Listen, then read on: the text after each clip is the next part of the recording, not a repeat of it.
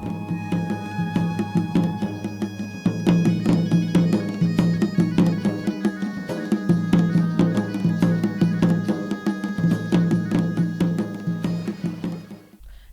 मैं आशीष दीक्षित और आप देख रहे हैं इंडिया वॉइस। स्वागत है आपका देवभूमि समाचार में। रुक करते हैं हम खबर की ओर।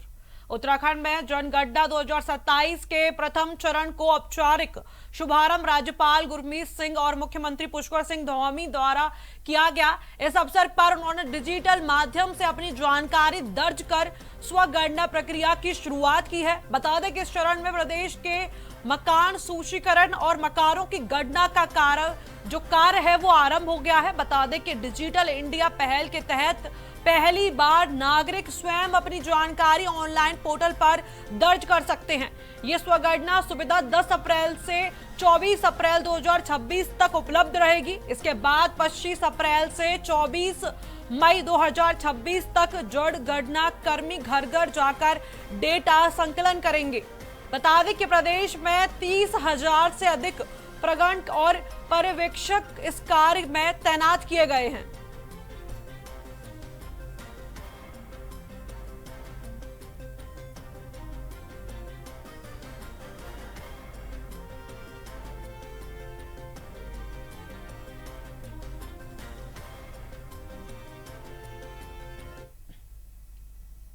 वहीं देहरादून में मुख्यमंत्री पुष्कर सिंह धामी ने लोक भवन में राज्यपाल लेफ्टिनेंट जनरल गुरमीत सिंह से शिष्टाचार भेंट की है। इस भेंट के दौरान दोनों नेताओं ने राज्य के समसामयिक मुद्दों को विकास से जुड़े विभिन्न विषयों पर विचार विमर्श किया। बता दें कि मुख्यमंत्री ने राज्यपाल को प्रदेश में संचालित प्रमुख योजनाओं और आगामी कार्यक्रमों की विस्तृत जानकारी दी है। उन्होंने योजनाओं के प्रभाव, उनके क्रियान्वयन की स्थिति और प्रदेश के सामाजिक आर्थिक विकास पर उनके योगदान पर चर्चा की है। इसके अलावा दोनों पक्षों ने राज्य में सतत विकास और जनहित से जुड़े कार्यों और प्रभावी कैसे बन सकते हैं, इस पर भी अपना जो दृष्टिकोण है वो साझा किया है।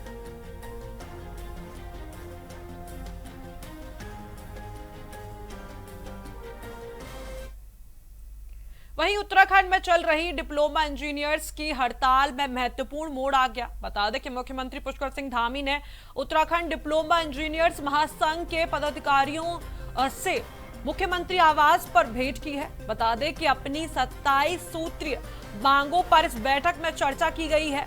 मांगों में पदोन्नति, वेतनमान और पुरानी पेंशन व्यवस्था प्रमुख ये विषय रहा। वार्ता के पॉजिटिव परिणाम स्वरूप महासंघ ने 23 मार्च से चल रही अपनी अनिश्चितकालीन हड़ताल को राज्य हित में स्थगित करने का फैसला लिया है। मुख्यमंत्री ने कहा कि सरकार संवाद और समन्वय के साथ समस्याओं का समाधान निकालने के लिए पूरी तरीके से प्रतिबद्ध है। उन्होंने सभी पक्षों से राज्य के विकास कार्यों में बाधा न डालने की और जनहित से जुड़े कार्यों में सुचारू सहयोग देने की अपील की है।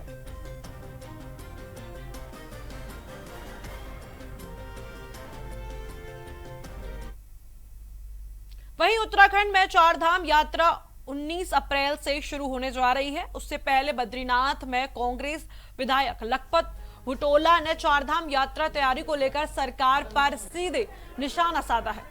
बता दें कि बुटोला ने आरोप लगाया कि यात्रा रूट पर अभी बहुत ज्यादा व्यवस्था है। साथ ही उन्होंने ये भी आरोप लगाया कि उन्हें यात्रा संबंधित किसी भी बैठक में नहीं बुलाया गया। इस पर बीजेपी प्रदेश अध्यक्ष महेंद्र भट्ट ने पलटवार करते हुए कहा कि कांग्रेस यात्रा के स्वरूप को बिगाड़ना चाहती है।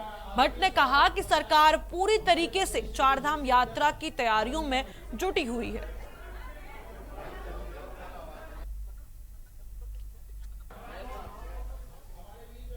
भैया देखो, अभी यात्रा शुरू नहीं हुई है। यात्रा के माहौल को बिगाड़ने का कोई भी व्यक्ति काम न करे। बहुत अच्छी यात्रा होगी। सरकार ने हमेशा यात्रा के प्रति संजीदगी दिखाई है और हमारी यात्रा बहुत अच्छी होगी। पिछली बार ज्यादा लोग आएंगे।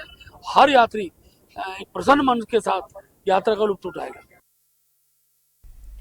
वहीं इसी बीच अल्मोड़ा से आपको जानकारी बता रहे हैं, जहां विकास भवन में केंद्रीय सड़क परिवहन राज्य मंत्री अजय टम्टा की अध्यक्षता में जिला निगरानी बैठक का आयोजन किया गया। बता दें कि बैठक में जनपद के सभी विभागों के अधिकारियों ने पिछले बैठक में दिए गए कार्यों की प्रगति की समीक्षा की।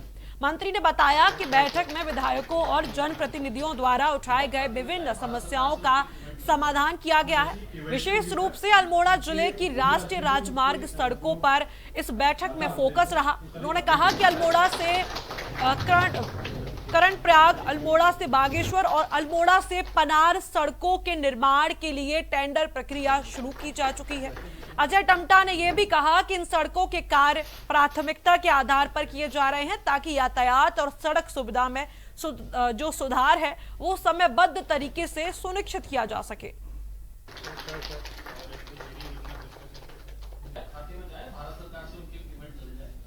डिपार्टमेंट वाइज जो बैठकें ली थी और जो समय से काम पूरा नहीं कर पा रहे थे या उनको कोई कठिनाई थी, तो उन कठिनाई को दूर करने के लिए हमने जो भी कठिनाई थी उससे संबंधित अधिकारी को दिशा निर्देश दिए थे और उन दिशा निर्देश के अनुपालन में कार्रवाई भी हुई है। और कार्रवाई के अलावा जो काम होने चाहिए थे भारत सरकार की गाइडलाइन से, उन कामों को पूर्ण भी किया जा रहा है। कुछ सारी समस्याएं आती हैं क्योंकि उत्तराखंड राज्य के अंदर फॉरेस्ट बहुत ज़्यादा रहता है और फॉरेस्ट होने के कारण से फॉरेस्ट क्लियरेंस लेने में हमें बहुत सारी असुविधाएं होती ही हैं। और क्योंकि कभी कम जानकारी होने के कारण से या भूमि नहीं मिलने के कारण से ऐसी समस्याएं रहती हैं, मगर उसका भी हम 1 to 1 करके उसका रास्ता निकालते हैं। आज मैंने जो हमारे पीडब्ल्यूडी पीएमजीएसवाई के पूरे जिले में 9 खंड हमारे काम कर रहे हैं, पीएमजीएसवाई के और पीडब्ल्यूडी निर्माण और प्रांत के, तो उन सभी को मैंने बोला है कि जिला अधिकारी और फॉरेस्ट ऑफिसर को कि भाई फॉरेस्ट क्लियरेंस जिले से होने के बाद हमको आगे के लिए चाहे वो राज्य सरकार में और भारत सरकार में जाना पड़ता है, उसके लिए एक नई पद्धति बनाने के लिए हमने बोला है। जो उसके एक्सपर्ट हैं क्लियरेंस कराने के, उसकी एक गठन करके 1-2 लोगों को अपॉइंट करके उनसे सारे सामूहिक निर्णय लेकर सामूहिक डिपार्टमेंट का फॉरेस्ट की क्लियरेंस का निजात कराएं, और इसलिए उस कमेटी को हमने तैयार किया है। आज बहुत सारे प्रकरण जो भी आ रहे थे उनका 1 to 1 विधायकों के द्वारा, प्रमुखों के द्वारा जो बातें उठाई गई हैं उनका निवारण हो रहा है। और चूंकि अल्मोड़ा कनगाड़छीना से पांडीखोला अल्मोड़ा 2 लेन जिसका करीब 35 किलोमीटर का चौड़ाकरण का काम है, लगभग 450 करोड़ रुपए का स्वीकृत हुआ है। निविदा प्रक्रिया पूर्ण कर ली गई है। वन भूमि हस्तांतरण के लिए भी कार्रवाई है। सैद्धांतिक स्वीकृति भी मिल गई है। जल्दी ही अनुबंध करके इस काम को तैयार किया जाएगा। ये 309A है। अगली खबर की ओर रुख करते हैं। टिहरी और पौड़ी जनपद की सीमा को जोड़ने वाले निर्माणाधीन बजरंग सेतु के फुटपाथ पर लगे कांच में फिर दरारें आ गई हैं। पुल के दोनों किनारे से आवाजाही रोक दी गई है। ये पहली बार नहीं है, इससे पहले भी 2 बार कांच टूट चुका है और कंपनी ने उसे बदलवाया है।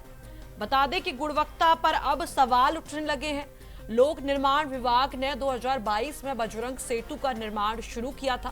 करीब 59.20 करोड़ की लागत से बनने वाला पुल 132.30 मीटर लंबा और 5 मीटर चौड़ा है। पुल के दोनों साइड में करीब 1.5 मीटर का 65 मिलीमीटर की मोटाई वाला पारदर्शी कांच भी फुटपाथ बनाया गया है।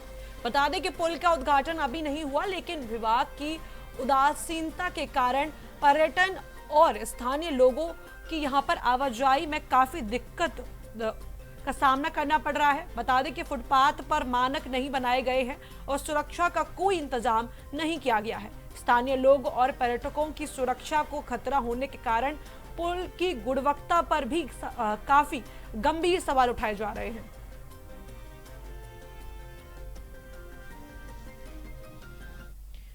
वहीं अब बात करेंगे नैनीताल की, जहां पापशाण देवी मंदिर में लगभग 111 शादीशुदा बहनों को बिटोली प्रदान की गई। पंडित जगदीश चंद्र भट्ट ने बताया कि विवाहित बहनों को चैत के महीने में अपने मायके से आने वाली बिटोली की प्रतीक्षा रहती है। इस परंपरा को निभाते हुए मंदिर में बीते वर्ष से बिटोली कार्यक्रम आयोजित किया जा रहा है।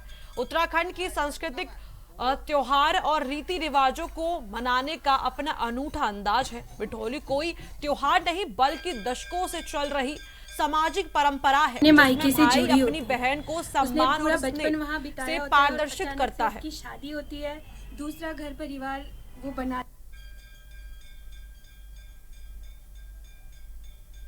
अपने मायके से जुड़ी होती है। उसने पूरा बचपन वहाँ बिताया होता है और अचानक से उसकी शादी होती है, दूसरा घर परिवार वो बनाती है।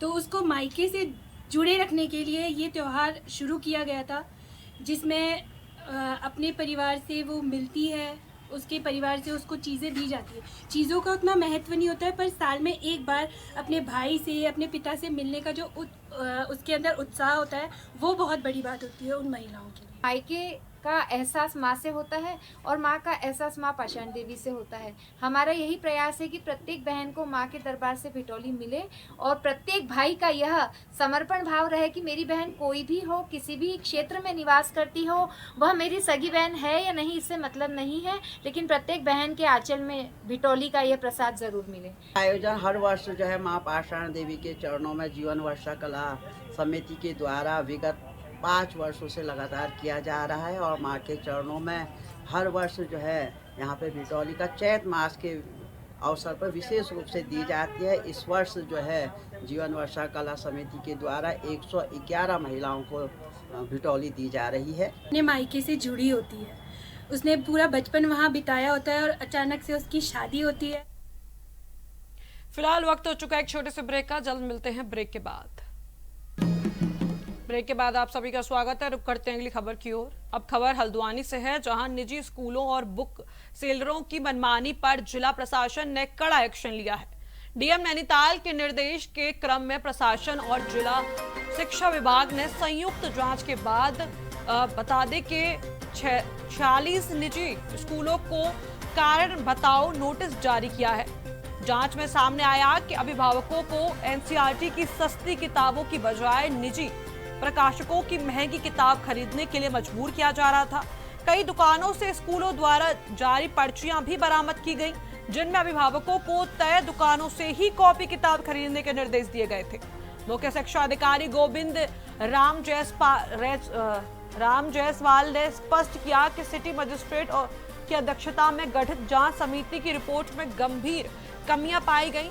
सभी संबंधित स्कूलों को आज शाम 5 बजे तक स्पष्टीकरण देने को कहा गया है। समय पर जवाब न मिलने पर मान्यता, विधिक और प्रशासनिक कार्रवाई की जाएगी। पूर्व में भी जनपद प्रशासन द्वारा जो केंद्रीय माध्यमिक शिक्षा बोर्ड है उसके द्वारा स्कूलों में पाठ्य पुस्तकें हैं, जो यूनिफॉर्म है, जो नोटबुक्स हैं, उनको लेकर या फीस स्ट्रक्चर को लेकर कुछ निश्चित दिशा निर्देश जारी किए गए थे कि निर्धारित पाठ्यक्रम की पुस्तकें जो एनसीईआरटी या राज्य सरकार द्वारा अनुमोदित हों वही पाठ्यक्रम में पढ़ाई जाएंगे। तो अभिभावकों की तरफ से बारंबार ये शिकायतें प्राप्त होती रही हैं कि जो महंगी किताबें हैं या उसमें कुछ नेक्सस भी देखने को मिलता है, तो उस वजह से अभिभावकों पर बोझ पड़ता है, आर्थिक बोझ। तो जो middle class, lower middle class लोग हैं, उन्हें अपने पालियों को शिक्षा दीक्षा देने में उनका ओवर बजटिंग हो जाता है। तो उस दिशा में जिला प्रशासन और जो शिक्षा विभाग है उनकी संयुक्त टीमों ने इन्फोर्समेंट की कार्रवाई की है और जहाँ जहाँ पर विचलन की स्थिति पाई गई है उसमें अग्रेतर कार्रवाई की जा रही है। और हिस्सों में भी जो उल्लंघन करेगा या सीबीएसई बोर्ड द्वारा या राज्य सरकार द्वारा जो दिशा निर्देश हैं उनकी अनदेखी करे या विलफुल डिसोबीडियंस करेगा तो उससे सख्ती से निपटा जाएगा। अभी हमारे मुख्य शिक्षा अधिकारी जी ने इसमें 46 निजी विद्यालयों को इस आशय के नोटिस जारी किए हैं। अगली खबर की ओर रुख करते हैं। देहरादून पुलिस ने ऑपरेशन प्रहार के तहत अपराधियों के खिलाफ सख्त अभियान तेज कर दिया है। एसएसपी खुद ग्राउंड जीरो पर टीमों का नेतृत्व कर रहे हैं। अभियान के तहत शहर और ग्रामीण क्षेत्रों में सघन चेकिंग, सत्यापन और औचक छापेमारी की जा रही है। विशेष ध्यान होटल, पब और अन्य संदिग्ध गतिविधियों पर परखा जा रहा है। बता दें कि नियम तोड़ने वालों पर तुरंत कार्रवाई की जा रही है। पुलिस टीम ने संदेहित स्थानों पर सतत निगरानी रखी हुई है। वीवीआईपी दौरे को देखते हुए सुरक्षा व्यवस्था को कड़े इंतजाम किए गए हैं। अभियान का उद्देश्य न केवल अपराधियों पर अंकुश लगाना है, बल्कि नागरिकों की सुरक्षा सुनिश्चित करना है और कानून व्यवस्था को और भी मजबूत बनाना है।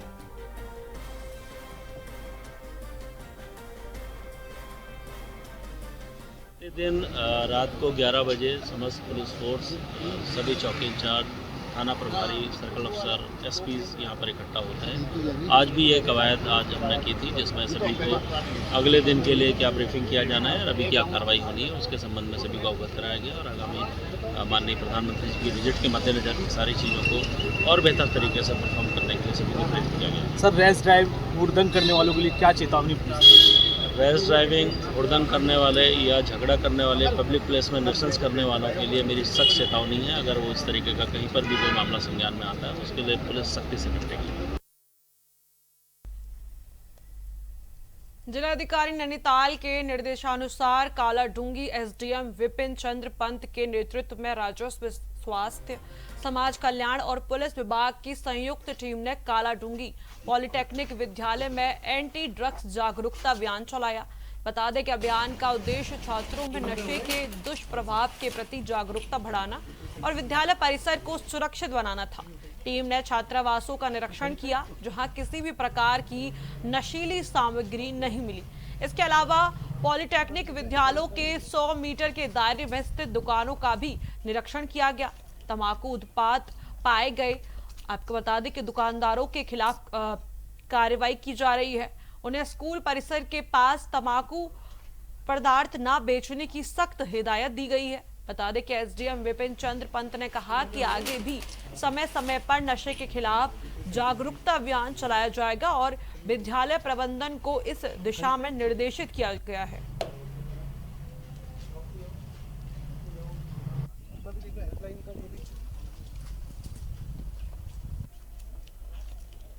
अधिकारी महोदय द्वारा प्रदत्त निर्देशों के क्रम में एनकॉर्ड एक समिति है, उसके मैंडेट के अंतर्गत यहाँ पर नशे के विरुद्ध जागरूकता और नशीले जो पदार्थ हैं उनके सेवन जहाँ पर हो रहा है या फिर इस तरीके के प्रतिबंधित जो नशीले पदार्थ हैं उनके विक्रय के दृष्टिगत यहाँ पर पॉलिटेक्निक छात्रावास और कुछ अन्य स्थानों पर भी निरीक्षण किया गया है और वहाँ पर जो है पॉलिटेक्निक जो एडमिनिस्ट्रेशन है उसको भी वहाँ पर ये हम लोगों ने बताया कि आप विशेष जागरूकता अभियान जो है वो चलाएं नशा मुक्ति के विरुद्ध, और साथ ही साथ वहाँ पर जो छात्रावासों में जो हमारे जो छात्र हैं उनको भी जो है नशे के विरुद्ध जो भी प्रतिबंधित पदार्थ हैं उनके यूज़ को लेकर जागरूकता अभियान चलाया गया।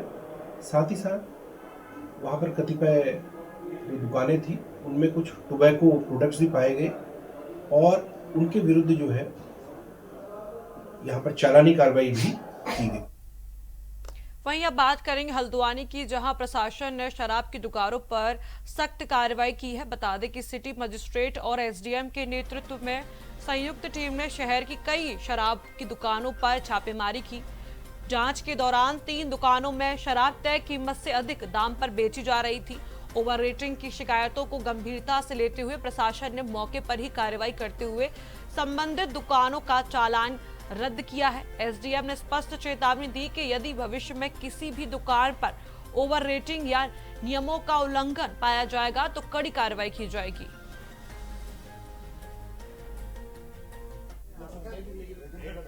जिलाधिकारी महोदय के निर्देश पे परसों शाम को समस्त जिलाधिकारियों के द्वारा और सिटी मजिस्ट्रेट महोदय के द्वारा जो है समस्त जो विदेशी मुद्रा की दुकान, देसी मुद्रा की दुकानों में छापामारी का अभियान चलाया गया था, जिसमें हम लोगों ने भी छापा मारा था। जिसके क्रम में 3 दुकानें ऐसी पाई गई थी जहां पर जो बोतल में जो अंकित दाम है उससे अधिक दाम पर शराब का विक्रय किया जा रहा था और 2 स्थानों पर 5 रुपये का विक्रय अधिक हो रहा था, एक स्थान पर 10 रुपये अधिक लिया गया था। तो इस संबंध में जो जिला आबकारी अधिकारी है उनको रिपोर्ट भेजी गई थी कि उनसे कहा गया था कि आप आबकारी अधिनियम के प्रावधानों के तहत उनके खिलाफ कार्रवाई करते हुए कृपया आवेदन कराएं ताकि दोबारा से जो व्यक्ति कोई इस प्रकार से विदेशी मुद्रा की दुकानों के सेल्समैन है वो अधिक धनराशि न ले सके। निर्देश वही मौके पर दिए गए थे कि आप जो जितना बोतल में जो अंकित रेट है उसके अनुसार ही बेचना सुनिश्चित करेंगे। यद्यपि उनके द्वारा कहा जा रहा था कि उस रेट्स में कुछ बढ़ोतरी हो गई है इसलिए अधिक दाम पर बेच रहे हैं, लेकिन उनसे कहा गया जितना रेट उसमें लिखा हो उतने दाम पर विक्रय करेंगे। यदि इसमें कोई अनियमितता होगी तो उसको फिर अगर दोबारा भी ऐसी पाई जाएगी तो उसमें भी जो विधिक कार्रवाई जो भी नेक्स्ट स्तर पर की जाती है। वहीं ऋषिकेश की पवित्रता और मर्यादा को भंग करने वाले टूरिस्ट पर पुलिस ने कड़ा अभियान शुरू किया है। लक्ष्मण झूला थाना क्षेत्र के गरुड़ चट्टी में कुछ पर्यटक सरेआम सड़क किनारे बैठकर हुक्का पी रहे थे। जैसे ही पुलिस की नजर इन पर पड़ी, तत्काल कार्रवाई की गई। पुलिस ने न केवल चालान काटा बल्कि भविष्य में ऐसी अभद्रता न करने की सख्त हिदायत भी दी। इसके अलावा वाहनों में प्रतिबंधित काली फिल्म लगाए हुए चालन का भी निशाने पर आए। आपको बता दें कि पुलिस ने मौके पर ही गाड़ियों के काली फिल्म उतारी और भारी चालान काटे। बता दें कि लक्ष्मण झूला थाने के वरिष्ठ उप निरीक्षक प्रकाश पोखरियाल ने बताया कि एसएसपी सर्वेश पवार के निर्देश के तहत ये अभियान चलाया जा रहा है। उन्होंने कहा कि तीर्थ नगरी की मर्यादा और मां गंगा की पवित्रता बनाए रखना प्राथमिकता है और उल्लंघन करने वालों पर सख्त कार्रवाई की जाएगी।